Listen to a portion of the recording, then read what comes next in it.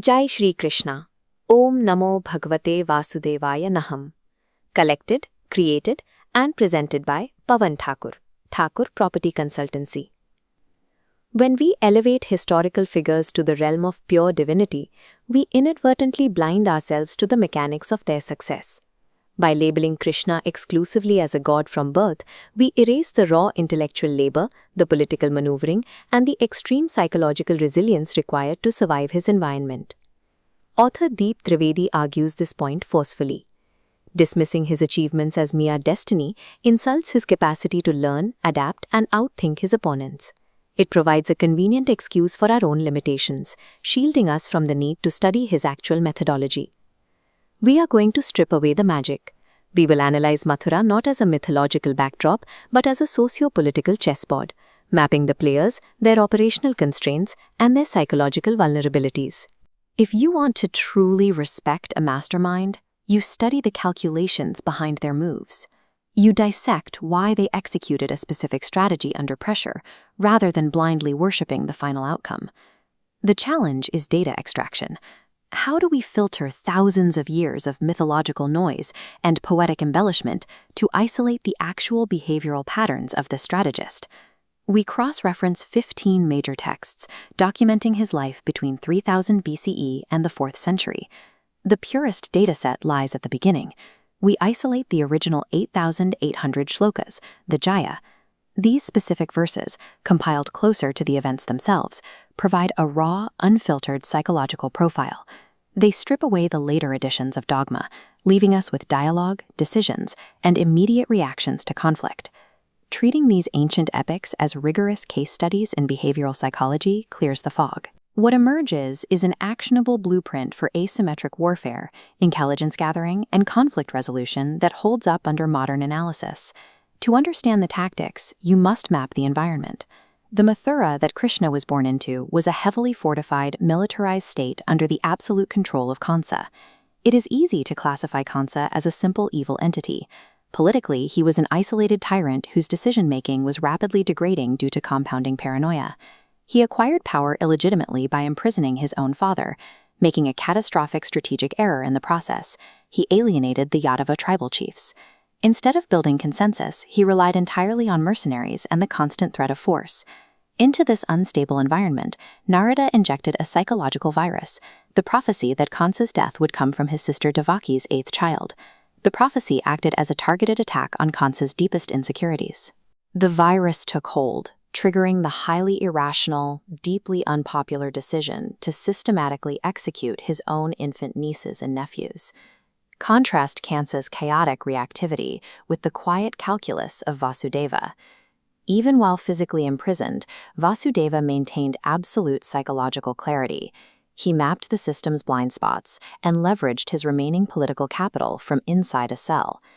Recognizing that Kansa's regime was alienating its own elite, Vasudeva established covert communication with disillusioned officials, specifically the minister Akrur and the royal priest Gargacharya, to orchestrate the successful extraction of the 8th child right under Kansa's nose. An authoritarian system built entirely on fear is brittle.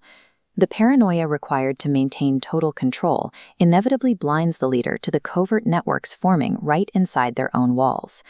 The child was relocated to Vrindavan. This open pastoral environment allowed him to develop without the crushing surveillance of Mathura. But developing tactical acumen requires a psychological anchor. Here we must look at Radha. Folklore reduces her to a tragic romantic figure, but the texts reveal an intellectual equal. She functioned as a highly effective behavioral regulator. When Krishna impulsively fought a massive wild bull to protect the village, taking significant physical damage in the process, she did not offer unconditional praise. She reprimanded him aggressively for risking his life unnecessarily when the entire community relied on him. That pushback forced him to calibrate his risk assessment. It taught him to prioritize long-term strategic caution over the short-term thrill of impulsive heroism. Years later, when he pivoted back to the cutthroat environment of Mathura, those simple rural dynamics were no longer viable. Survival now required calculated alliances of utility. This brings us to Kubja, whose actual name was Malini. Often portrayed merely as a deformed devotee miraculously healed by Krishna, she and her father were actually high-level servants in Kansa's court. She was a deeply embedded intelligence asset. By treating her with profound respect and securing her absolute loyalty, he gained direct access to classified operational data. He learned the exact layout of the palace, the guard rotations, and the structural flaws in Kansa's security apparatus before ever stepping foot inside. Surviving asymmetric warfare demands both halves of the equation: an emotional anchor to prevent psychological burnout, and embedded intelligence to map the enemy's blind spots. What separated him from every other faction leader of his era was a trait Trivedi identifies as absolute psychological freedom. He possessed a terrifying level of detachment. He applied the exact same focus and gravity to grazing cattle as he did to executing a high-threat mercenary like Keshi. The scale of the task did not distort his internal equilibrium. This calculation extended to physical combat. Participating in public wrestling matches was highly visible physical signaling. By defeating established fighters, he broadcasted undeniable military competence to Kansa's oppressed citizens and wavering allies alike. Because he did not tie his identity to traditional royal expectations or the rigid social hierarchies of his time, he remained completely fluid. He could adopt any tactic, speak to any class, and abandon any convention that failed to serve the immediate objective.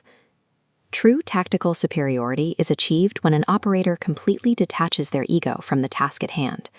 The moment you stop caring how a victory looks, you see the most efficient path to securing it. All of this intelligence gathering, physical signaling, and psychological conditioning culminated in a single decisive maneuver in Mathura, the breaking of Kansa's ceremonial bow. The act was a calculated, high-leverage strike aimed directly at Kansa's central nervous system. The action served a brilliant dual purpose. It instantly signaled overwhelming physical dominance to the local populace, confirming the rumors of Vrindavan. Simultaneously, it triggered the absolute peak of Kansa's paranoia, forcing the king into a highly reactive, completely irrational state. When Kansa's fear overtook logic, Mathura's network collapsed. Mercenaries panicked, Yadavas rallied to the new power center, and the regime shattered. He wasn't handed divine victory. The ascent to Jai Shri Krishna was earned through relentless effort and total psychological mastery.